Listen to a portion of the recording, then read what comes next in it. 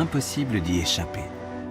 Cette nourriture abondante, trop sucrée, pleine de mauvais gras, nous cerne. Elle est partout. Et depuis des décennies, le corps encaisse mal ces nouvelles habitudes alimentaires.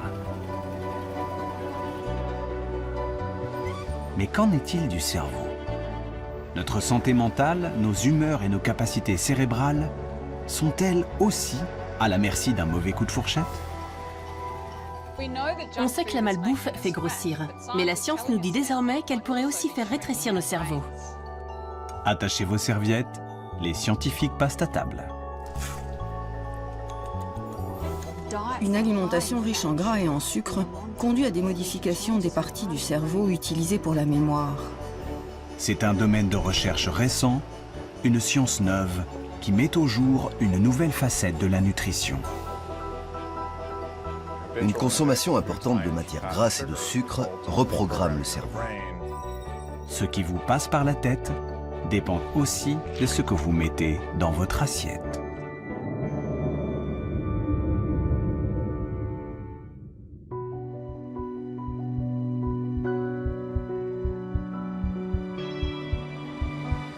Tout commence dès les premiers repas, avant même la naissance.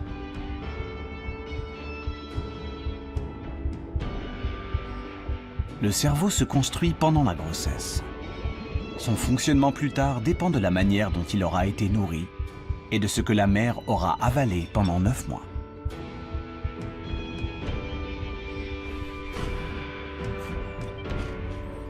Les conséquences d'une mauvaise alimentation sur la santé de l'enfant pendant la gestation sont connues depuis longtemps.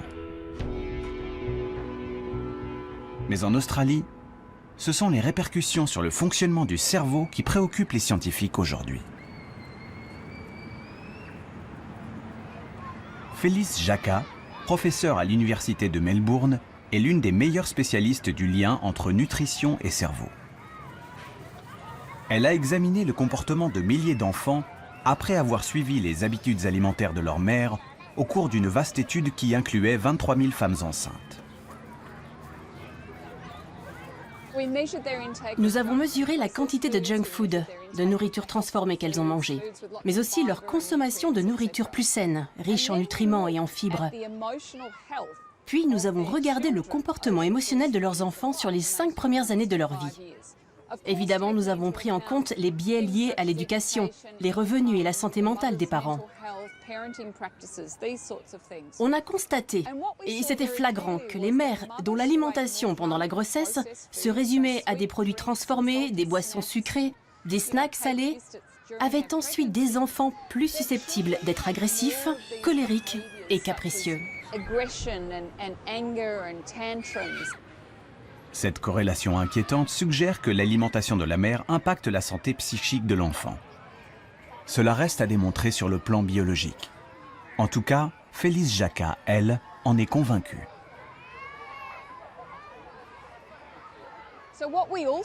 Cette étude norvégienne nous a aussi permis de découvrir que l'alimentation de l'enfant comptait autant que celle de la mère. Trop de malbouffe et trop peu d'aliments sains génèrent plus de comportements colériques et agressifs, mais aussi plus de tristesse, d'anxiété, d'inquiétude et de cauchemars. Depuis, les conclusions du professeur Jacka ont été confirmées par des études menées en Espagne, aux Pays-Bas et au Canada. Il existe un lien entre la qualité de l'alimentation et les problèmes d'humeur chez les enfants. Mais quelle en est la nature? De quelle façon la nourriture vient-elle interférer avec le fonctionnement des neurones? Les excès de gras et de sucre sont désormais dans le collimateur des scientifiques qui travaillent sur le cerveau. Les excès, mais aussi les carences. La nourriture transformée, la junk food souvent vide de nutriments, n'apporte pas tout ce dont le corps et surtout les neurones ont besoin.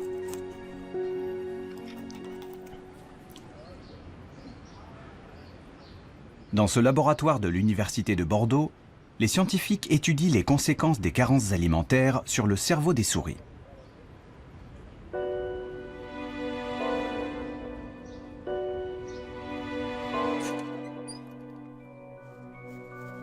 Cette expérience sert à mesurer l'anxiété. L'animal a le choix, explorer la partie éclairée ou bien se terrer dans l'ombre. Une souris normale prend toujours le temps d'examiner la zone éclairée.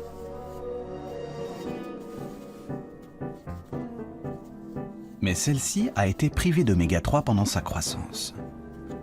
Les oméga 3, c'est ce bon gras surtout connu pour ses bienfaits sur le cœur et les artères. Au lieu d'explorer l'environnement, la souris se réfugie dans un recoin sombre pour ne plus en sortir. Elle est stressée, angoissée.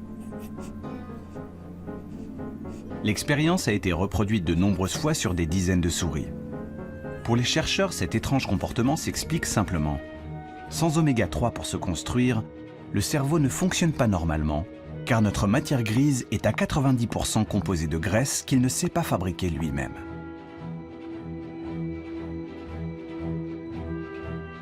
Le cerveau, c'est l'organe après le tissu adipeux le plus riche en acides gras polyinsaturés, qu'on appelle aussi oméga 3.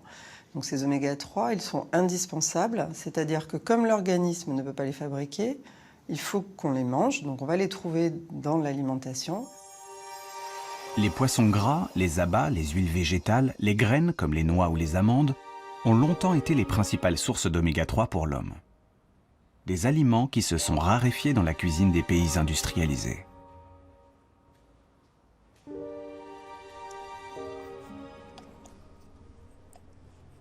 Alors, Sophie Layet a voulu aller plus loin et comprendre ce qui cloche dans le cerveau de ces souris anxieuses qu'on a privées d'oméga 3. Elle a examiné leurs neurones de très près. Et sous le microscope, des anomalies apparaissent clairement. Ici, les neurones ont une arborisation, c'est-à-dire tous ces prolongements qui est réduite en situation de carence alimentaire en oméga 3. À un niveau plus précis, on voit que la connexion entre les neurones qui est représentée par ces petites protubérances, ces synapses, sont également diminuées et ceci traduit qu'il y a un impact sur la connectivité entre les neurones dans le cerveau de ces souris carencées en oméga 3. Sans oméga 3 pour se développer, les neurones auraient donc du mal à communiquer entre eux car la structure même des cellules est modifiée.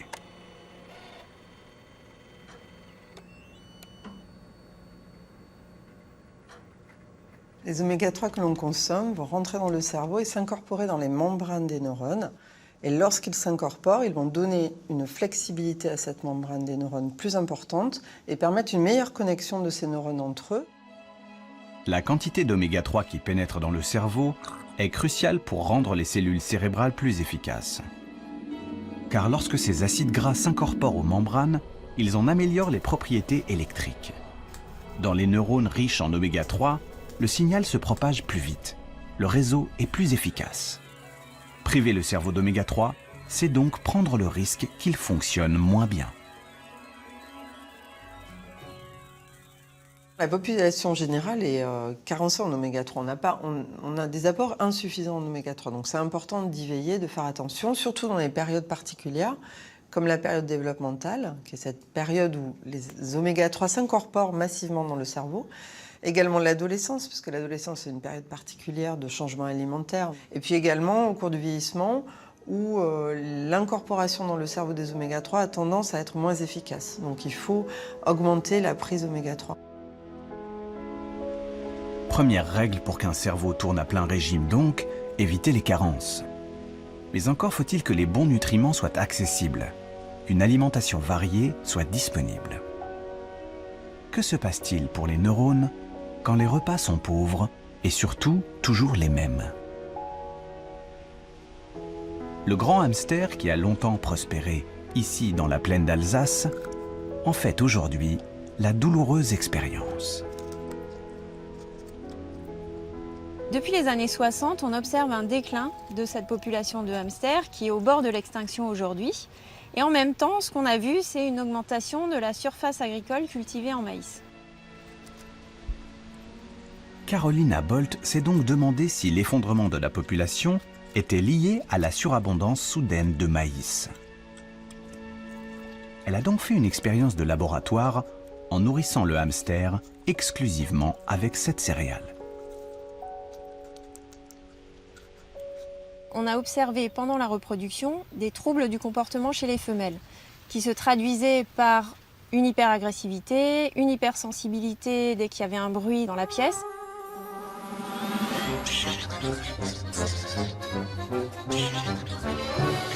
Et surtout, ce à quoi on ne s'attendait pas, c'est que ces femelles ont dévoré leurs petits dès le premier jour après leur naissance. Et ce comportement a été observé chez plus de 80% des femelles. Un piètre régime alimentaire suffit donc à faire glisser le hamster dans une folie meurtrière. En cause, une simple vitamine. C'est une carence en vitamine B3 qui est à l'origine de ce comportement anormal, puisque lorsque nous les avons supplémentées en vitamine B3 en plus de leur régime à base de maïs, elles ont retrouvé un comportement tout à fait normal et elles se sont mises à allaiter leurs petits, à les élever comme des femelles nourries avec un régime diversifié. La mésaventure du hamster a quelque chose d'inquiétant. Un régime carencé, déséquilibré, pourrait-il déclencher chez nous aussi de l'agressivité, des réactions violentes?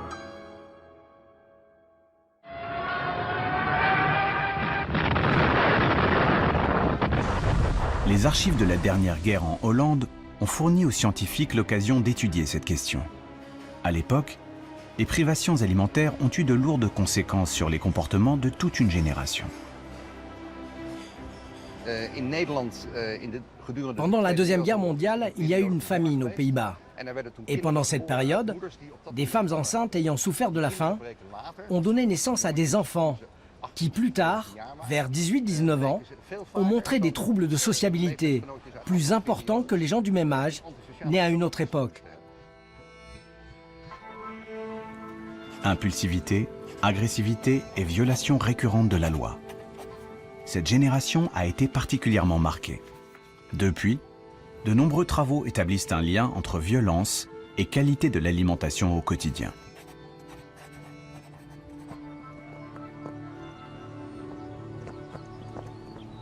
Abz Alberg est docteur en psychologie et conseiller politique au ministère de la Justice.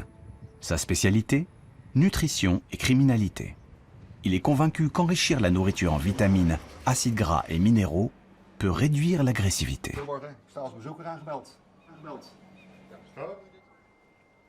Difficile de tester cette hypothèse dans la vraie vie, car beaucoup de facteurs et de circonstances peuvent influencer nos comportements, nos pulsions. Afin d'étudier l'alimentation dans un contexte quasi idéal, sans l'influence de nombreux paramètres, il a choisi la prison.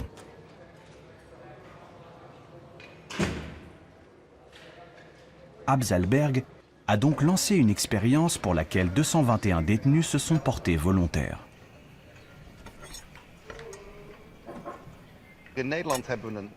Ici, aux Pays-Bas, nous avons mené une étude sur de jeunes détenus dans 8 prisons différentes. Pendant 3 mois, nous leur avons donné des suppléments de vitamines, minéraux et acides gras. Puis nous avons regardé l'effet sur leur comportement. Nous l'avons mesuré de 2 manières différentes. D'abord, nous avons demandé directement aux détenus à quel point ils se sentaient agressifs. Puis nous avons demandé aux surveillants leur point de vue sur la question. Mais surtout, nous avons regardé le registre des incidents, le nombre de fois où les détenus étaient punis. Et on a vu que les placements à l'isolement avaient grandement baissé. Dans le groupe de détenus dont les repas ont été améliorés, le nombre d'incidents a été réduit d'1 tiers.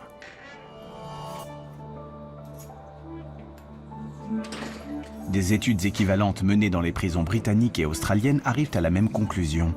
Minéraux, oméga 3 et vitamines ajoutées comme compléments alimentaires réduisent les comportements violents.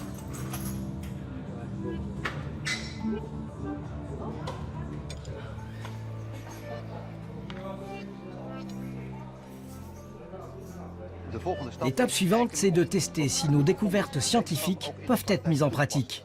Nous avons plusieurs projets avec l'administration pénitentiaire. Nous verrons si une modification de l'alimentation peut être envisagée comme un moyen de réguler l'agressivité. Ce que nous ingérons a donc le pouvoir de changer nos humeurs, de stimuler certaines pulsions. Mais le contenu de l'assiette pourrait-il aussi influencer nos décisions, celles que nous croyons prendre le plus librement du monde ?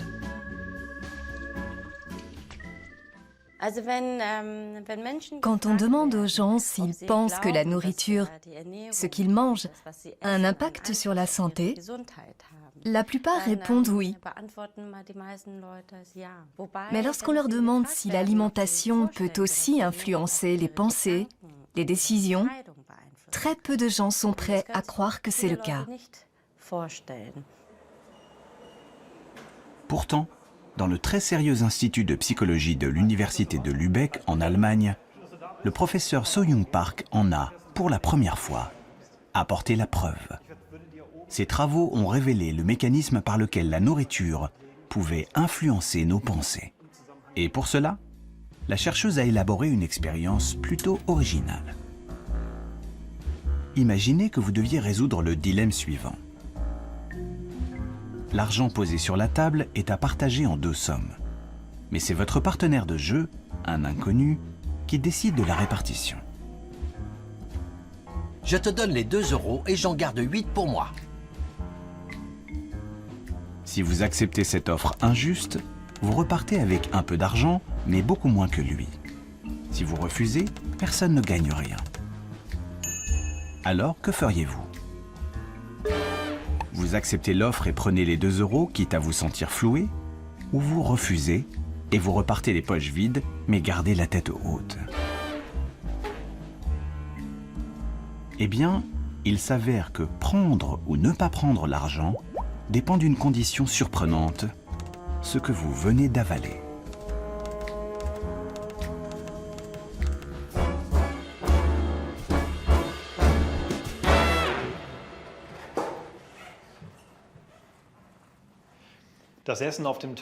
Nous vous avons préparé un petit déjeuner. La seule consigne à respecter, c'est de tout manger. Je reviens plus tard pour la partie comportementale. Bon appétit.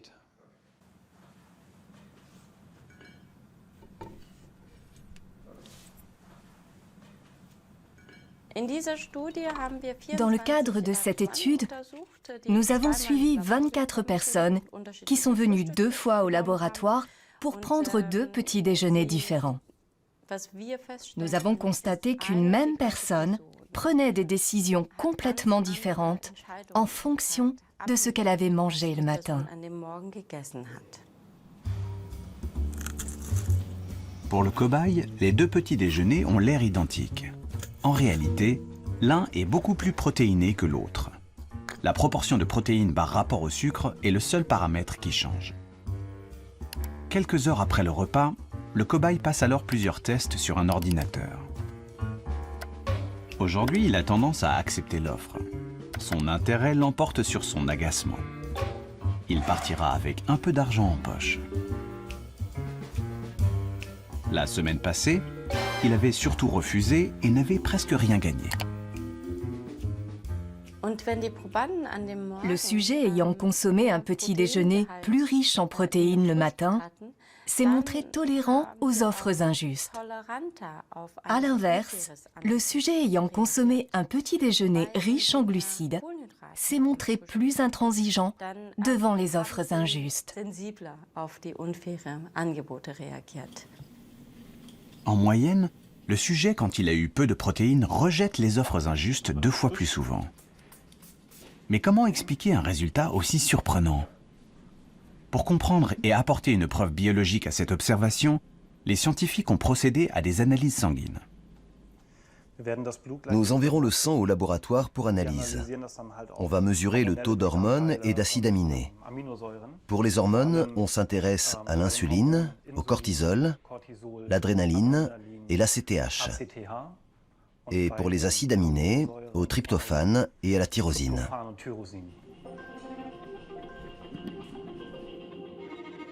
Dans cette liste, le plus important, c'est la tyrosine. C'est un acide aminé qui entre dans la composition d'une protéine très importante pour le fonctionnement du cerveau, la dopamine. Cette molécule assure la communication entre les neurones, impliqués dans la motivation et la prise de risque.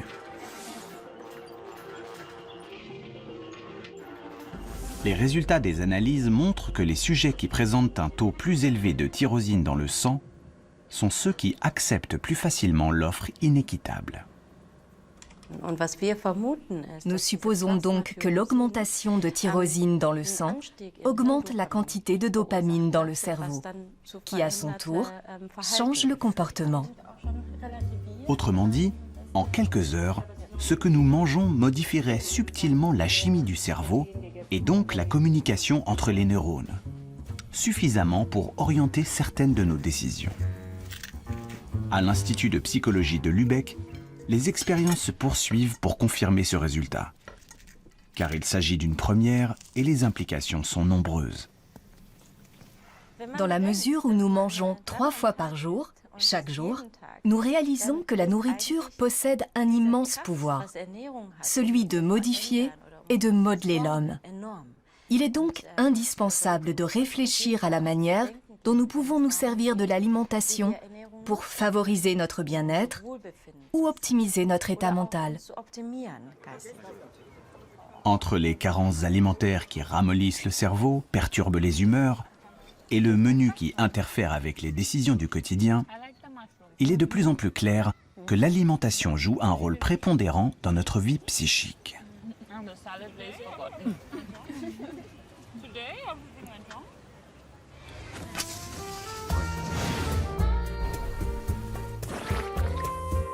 Mais qu'en est-il alors de la malbouffe, dégoulinante de sucre et de mauvaise graisse? Qu'arriverait-il si nous ne mangions plus que cela?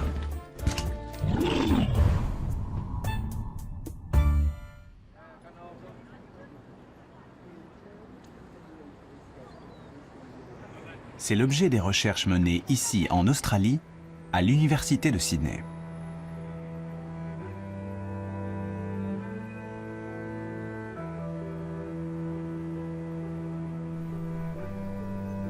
Margaret Morris dirige le seul laboratoire au monde où les rats sont nourris à la malbouffe. Celle que vous trouvez dans les supermarchés et qu'on vous sert dans les fast-foods bon marché.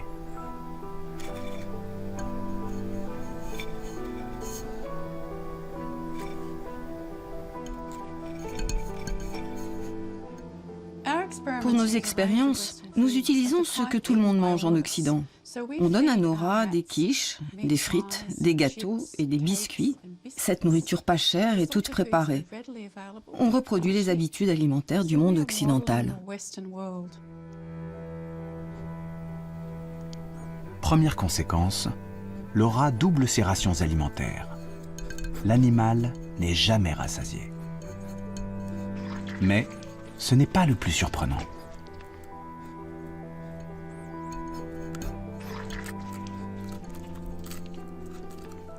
Notre sujet de recherche principal concerne l'impact de cette alimentation sur la mémoire.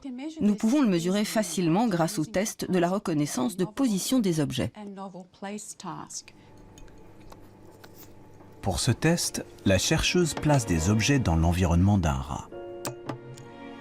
Celui-ci vient immédiatement les examiner, car les rongeurs sont très curieux par nature. Une fois que l'animal a terminé son exploration et mémorisé son environnement, il est momentanément mis à l'écart. Puis on remet l'animal en présence du même objet que l'on a changé de place.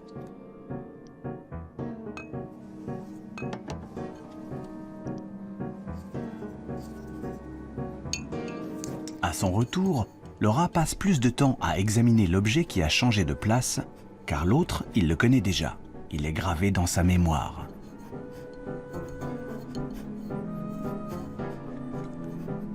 Les rats suralimentés, eux, se comportent différemment.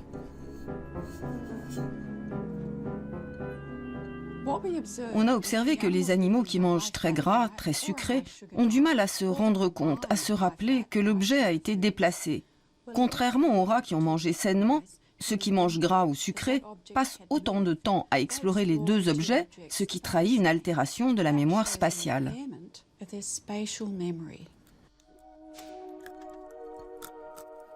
Les rats suralimentés ont une mémoire spatiale abîmée, mais aussi d'autres dysfonctionnements qui sonnent comme un signal d'alarme pour les scientifiques. Ils trahissent une altération de l'hippocampe, une petite région nichée au cœur du cerveau, indispensable à l'apprentissage et à la consolidation des souvenirs. Et les dernières études montrent que, chez l'homme, une alimentation trop riche interfère aussi avec l'hippocampe.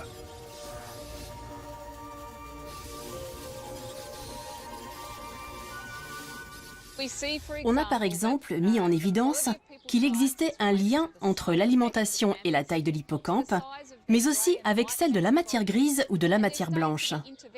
Des études d'intervention commencent aussi à sortir. Elles montrent que 4 jours d'un régime à base de malbouffe suffisent à altérer les fonctions cognitives qui dépendent de l'hippocampe. You order a Coke. It tastes good. You didn't care if it was a Coke. You just wanted I wanted a Coke. I like the taste. Oh! Can I get some fries with that? Notre mémoire, nos capacités intellectuelles, sont-elles vraiment menacées par nos nouvelles habitudes alimentaires? Il est encore trop tôt pour être catégorique. Mais les indices s'accumulent et inquiètent les scientifiques. Margaret Morris cherche désormais à comprendre comment une nourriture trop riche perturbe le cerveau de ces rats au point d'en affecter l'efficacité. Une hypothèse est en train de s'imposer. Manger trop de gras, trop de sucre, déclenche une réaction inflammatoire et celle-ci se propagerait aux neurones.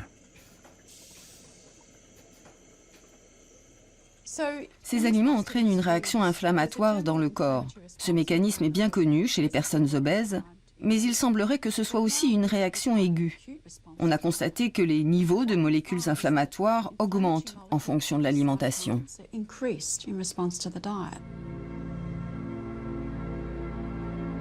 Une alimentation trop riche déboussole le système immunitaire. Il s'affole et déclenche une réaction inflammatoire, en particulier dans les tissus graisseux.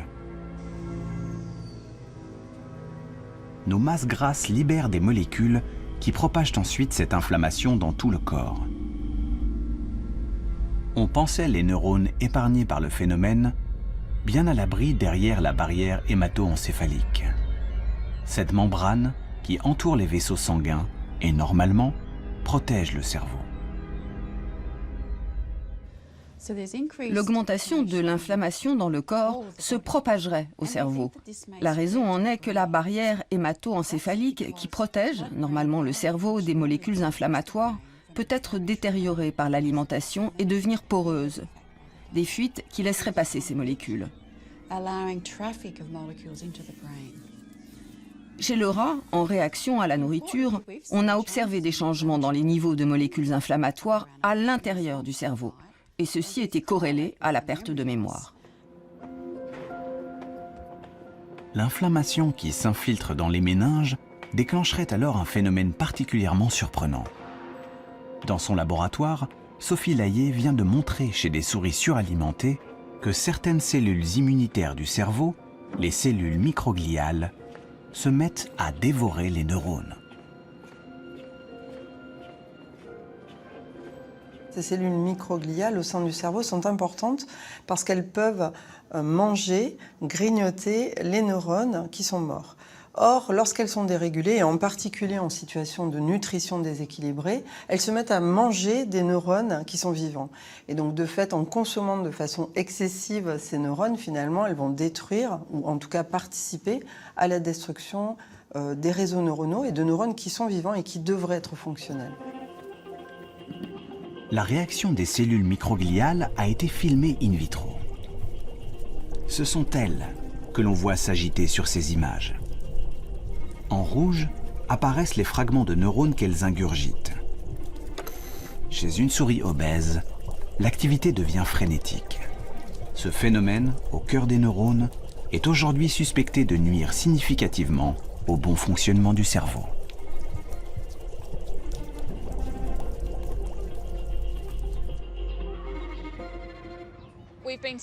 Cela fait 30 ans qu'on dit aux gens « Ne mangez pas ça, vous allez faire une crise cardiaque, vous allez avoir un cancer ou devenir diabétique ».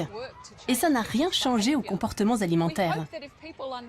On espère que si les consommateurs comprennent que ce qu'ils avalent est vraiment important pour la santé de leur cerveau et celui de leurs enfants, cela aura un impact plus profond sur leurs choix alimentaires.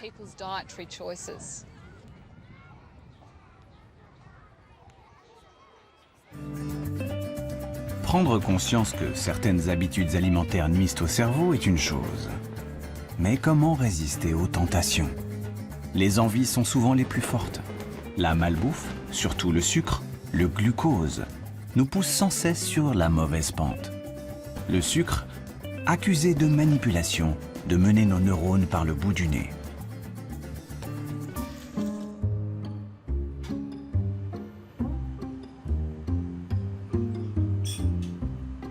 Microscope, mini-manipulateur et enregistreur ultrasensible. Xavier Fioramenti est aux commandes d'une machine capable d'enregistrer l'activité électrique d'un seul neurone. Le principe est simple. Une tranche de cerveau de souris baigne dans un liquide qui le maintient en vie.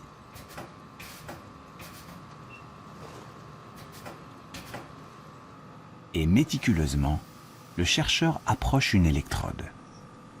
L'opération est particulièrement délicate. Ici, je descends la pipette dans la tranche de cerveau.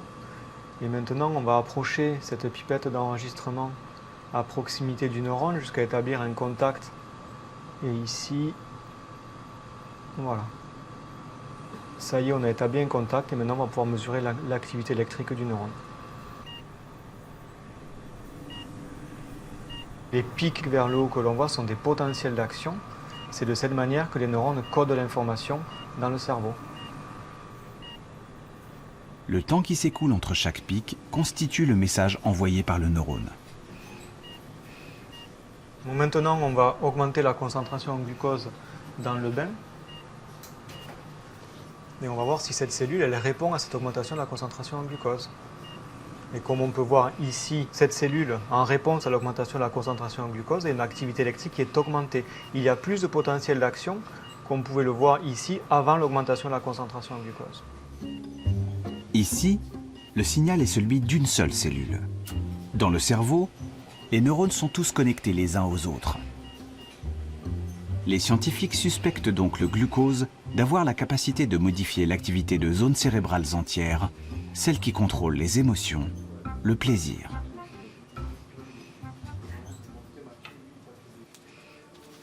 Est-ce ainsi que le sucre assure son emprise sur notre volonté? Ce n'est pour l'instant qu'une hypothèse. Mais l'addiction, la dépendance au sucre, fait aujourd'hui l'objet d'une recherche intense dans les laboratoires. Et ce qui apparaît de plus en plus évident, c'est que le pouvoir du sucre s'apparente à celui d'une drogue.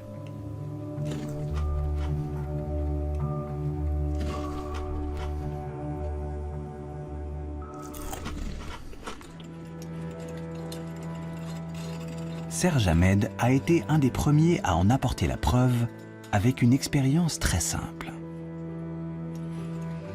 Il a d'abord élevé des rats en leur donnant de la cocaïne et du sucre.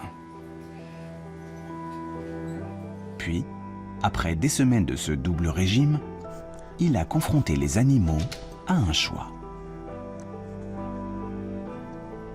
Donc là, nous avons la situation dans laquelle l'animal a le choix entre un levier qui est connecté à une seringue qui contient une drogue en solution, et donc la drogue en question, c'est une drogue dure, comme de la cocaïne et l'héroïne, et à gauche, un levier qui lui permet de contrôler une autre seringue qui contient une boisson sucrée. Et là, on voit que l'animal fait le choix de la boisson sucrée.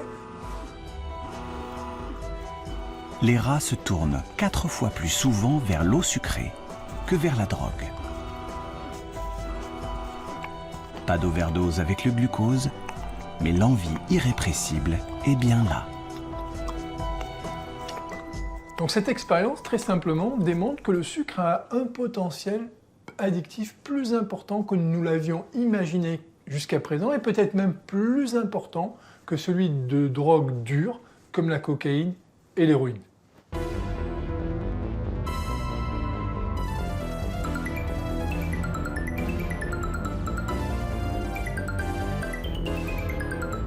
Aujourd'hui, on vit dans un environnement alimentaire qui est un peu devenu fou, dans lequel on va retrouver du sucre dans tout un tas d'aliments. Donc bien sûr dans des aliments dans lesquels on s'y attend, comme par exemple les boissons sucrées, mais on va retrouver également du sucre dans des aliments qui n'ont pas vocation à être sucrés, comme par exemple le jambon ou la soupe, et on pourrait citer d'autres exemples. Et rajouter du sucre dans ces aliments-là va justement contribuer au fait qu'on va rendre des gens accros à leur insu.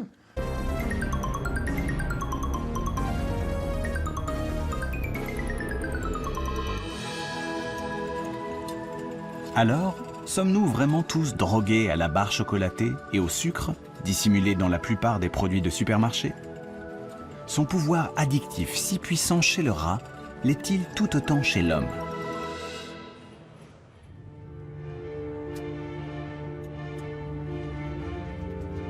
L'influence de la nourriture sucrée sur le cerveau humain est justement à l'étude ici, à l'Institut de recherche de l'Oregon.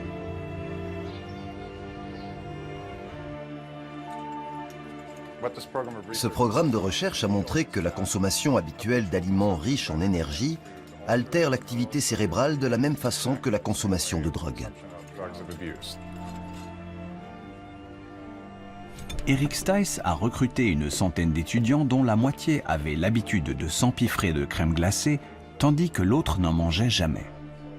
Tous sont venus au laboratoire pour siroter un milkshake à l'intérieur d'une machine IRM et livrer le secret de leur activité cérébrale. Aujourd'hui, on va vous donner du milkshake au chocolat et enregistrer l'activité de votre cerveau au moment où vous avalez le milkshake et juste avant. Il s'agit d'étudier les conséquences neuronales de la consommation d'aliments très caloriques.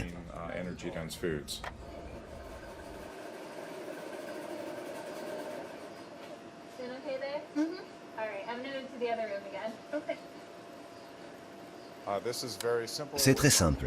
Vous allez boire du milkshake et vous aurez juste à rester immobile.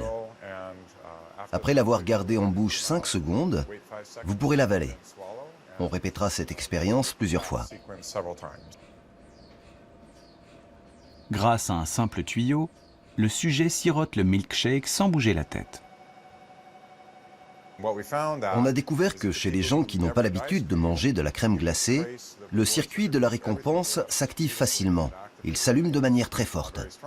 En revanche, chez ceux qui mangent souvent de la crème glacée, la réaction est différente. Il n'y a pratiquement aucune activation. Cela montre que la consommation régulière d'aliments très caloriques réduit le plaisir que l'on ressent lorsqu'on en mange. Le circuit de la récompense est une région cérébrale qui contrôle la sensation de plaisir. Elle est particulièrement sensible à la consommation de sucre. Mais trop en manger finit par atténuer sa réactivité. À dose égale, le plaisir ressenti s'en trouve réduit. Ce qui est intéressant, c'est que ceux qui consomment de la cocaïne ou d'autres drogues très régulièrement présentent une tendance très similaire. Ils doivent augmenter leur consommation pour ressentir le même plaisir. En cause, la diminution de la réaction du circuit de la récompense lorsqu'ils consomment trop de ce qui leur procure du plaisir. Autrement dit, il en faut toujours plus pour avoir sa dose. Comme chez le rat, le sucre agirait donc sur notre cerveau à la manière d'une drogue. Son pouvoir addictif est-il pour autant aussi puissant chez l'homme? La question divise encore la communauté scientifique. Mais l'expérience d'Eric Stice a révélé un autre effet plus subtil et peut-être plus pernicieux encore. Le cerveau, après un régime trop riche en sucre, devient hypersensible aux images de nourriture. Plus vous mangez de crème glacée et moins votre circuit de la récompense réagit. En revanche, il s'allume beaucoup plus fort quand vous percevez une image qui annonce que vous allez peut-être en manger. Le circuit s'emballe quand vous voyez un magasin de crème glacée en voiture ou si vous voyez une publicité pour de la glace à la télé. Et il s'active bien plus chez ceux qui consomment souvent de la crème glacée que chez ceux qui n'en mangent jamais. C'est ce mécanisme qui incite à manger sans avoir faim et qui est à l'origine de l'obésité et de tous les problèmes de santé qui vont avec. L'influence directe de la nourriture sur notre cerveau joue donc un rôle crucial dans ce que nous choisissons de manger chaque jour.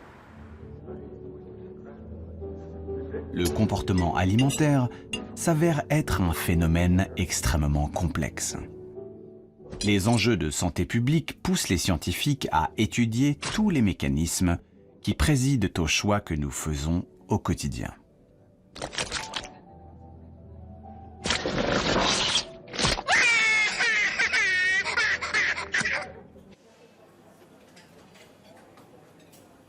Que se passe-t-il vraiment dans le cerveau au moment de prendre un dessert plutôt qu'une entrée, un poisson plutôt qu'une viande? Qui tire vraiment les ficelles?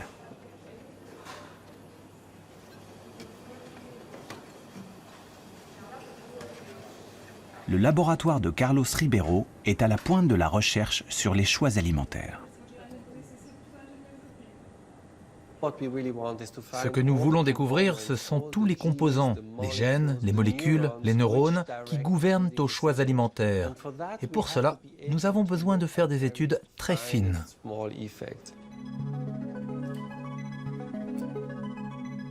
La simplicité de son modèle, la mouche, permet d'explorer de nouvelles voies, de nouvelles hypothèses.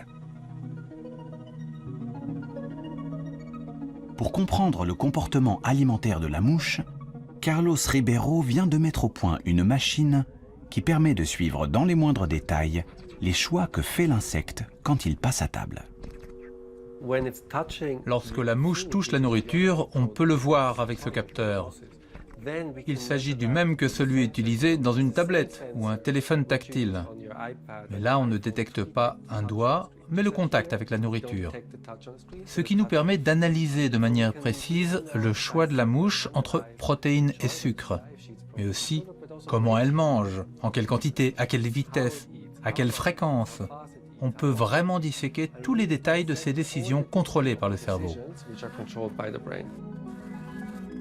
Grâce à cette technique, Carlos a prouvé que ce qui oriente le choix alimentaire, ce sont d'abord les carences.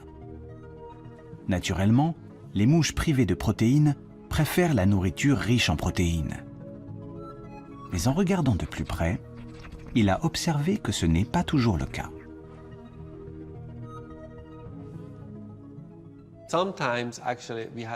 On s'est rendu compte que certaines mouches n'avaient jamais d'attirance pour les protéines. On a donc cherché à comprendre pourquoi. Et on a découvert que l'intestin des mouches, qui ne s'intéressaient pas aux protéines, était colonisé par des bactéries. Après avoir réalisé de nombreuses expériences, on a montré qu'il existait 2 bactéries spécifiques qui inhibent l'appétit pour les protéines.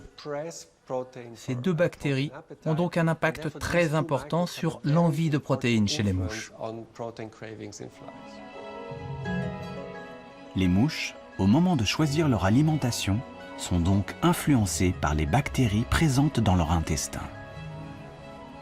Cette découverte inattendue soulève évidemment une question importante. Les bactéries de notre propre flore intestinale, ce que les scientifiques appellent le microbiote, sont elles aussi à la manœuvre dans notre cerveau? Jouent-elles un rôle dans nos préférences alimentaires?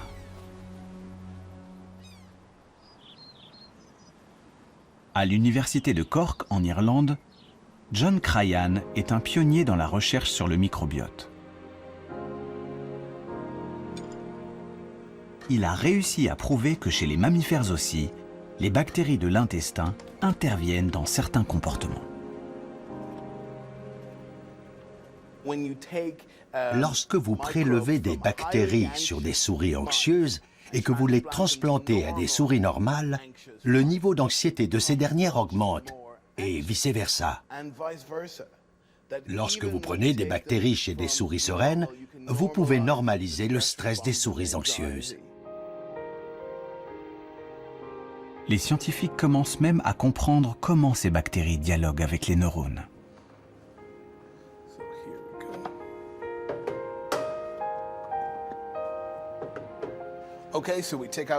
On retire les organes et on découvre le nerf vague, ici en jaune.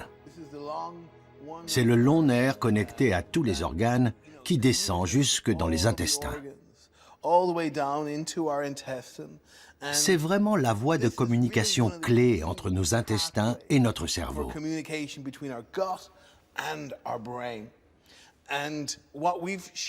Avec des collègues canadiens, il y a quelques années, nous avons montré sur la souris que si l'on coupe le nerf vague, tous les effets liés à certaines bactéries disparaissent. Ceci montre bien que le nerf vague est une voie de communication clé entre les intestins et le cerveau.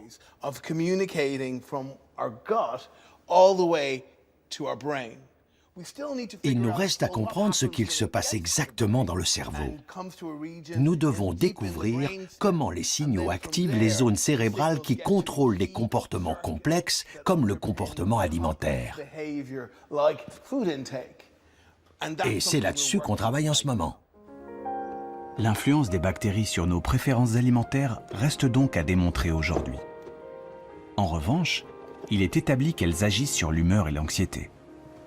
Les scientifiques considèrent même désormais le microbiote comme une sorte d'intermédiaire, un agent de liaison entre la nourriture et notre cerveau.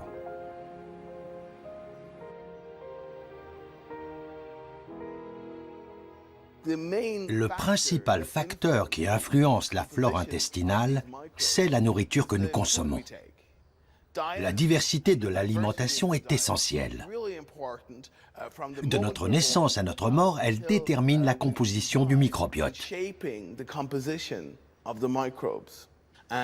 On commence tout juste à se rendre compte de l'influence de ce que nous mangeons sur la composition de nos bactéries, et donc de l'importance de notre alimentation dans ce qui se passe dans notre cerveau. Notre bien-être dépend donc, entre autres, de celui de notre microbiote. Un bon régime pour notre humeur est un régime qui convient d'abord aux bactéries de nos intestins. Ce constat a fait naître l'idée de se servir de l'alimentation pour cajoler son cerveau et ménager sa santé mentale. Et là, c'est le fameux régime méditerranéen qui a séduit les scientifiques. Le régime méditerranéen est très riche en végétaux. Beaucoup de verdure, beaucoup de légumes, mais aussi des fruits. Un autre élément important, les légumineuses, comme les haricots, les lentilles et les pois chiches. Également les noix et les graines, le poisson et bien sûr l'huile d'olive. L'huile d'olive est une composante très importante du régime méditerranéen. On pense que cette variété alimentaire permet une plus grande diversité du microbiote qui vit dans nos intestins. Le lien entre cette diversité au sein des intestins et une bonne santé a été mis en évidence.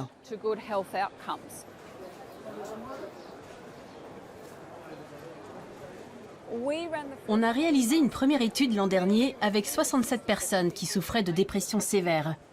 Ils ont reçu l'aide d'un diététicien pendant 3 mois. À la fin, on a à nouveau évalué leurs symptômes. On a constaté que l'amélioration de la dépression était corrélée au changement de l'alimentation. Ceux qui ont adopté au mieux le régime méditerranéen sont ceux dont les symptômes ont le plus reculé.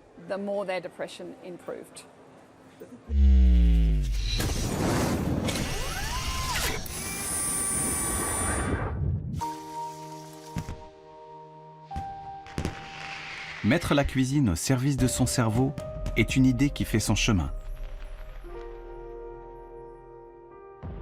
Les scientifiques explorent désormais toutes les pistes. Les épices vantées depuis des siècles par la médecine traditionnelle indienne sont désormais étudiées dans les laboratoires pour leurs vertus sur le mental.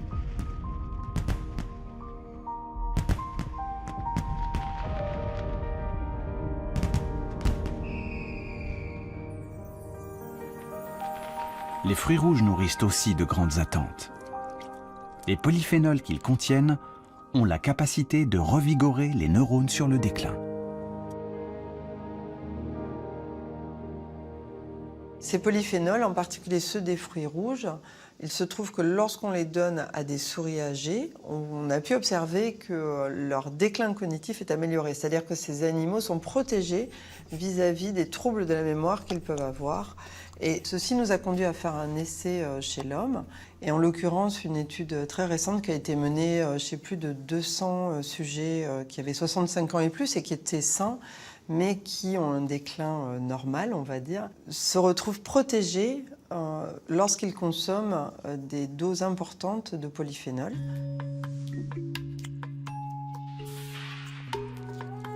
Les fruits rouges et les épices sont-ils les ingrédients miracles pour des neurones éternellement jeunes? Il est encore prématuré de le dire.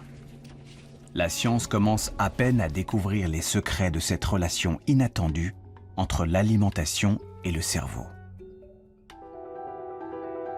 Le menu idéal pour nos méninges reste largement un mystère aujourd'hui. Mais un régime diversifié, équilibré, qui boude la nourriture transformée, le sucre, et qui favorise les fruits et les légumes, semble à ce jour la meilleure recette pour préserver au mieux ses facultés mentales. Ma grand-mère disait « Tu es ce que tu manges, alors mange bien ». Et la science est en train de montrer à quel point elle avait raison.